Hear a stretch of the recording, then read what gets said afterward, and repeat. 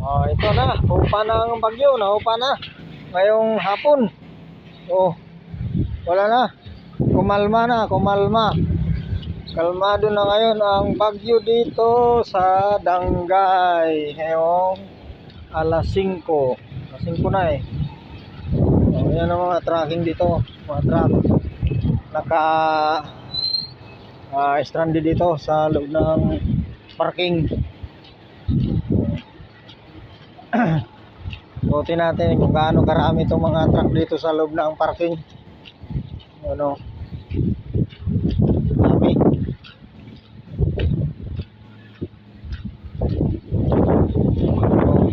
Dami, tambak talaga puntahan natin yung unit natin.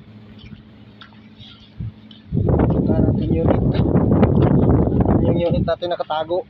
Pero 12 kami dito na RQE, 12 truck, puro mga tinwheeler ito.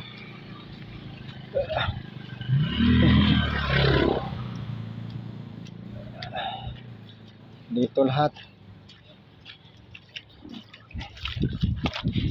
Yun ang unit natin, kulay dilaw, yung kulay blue.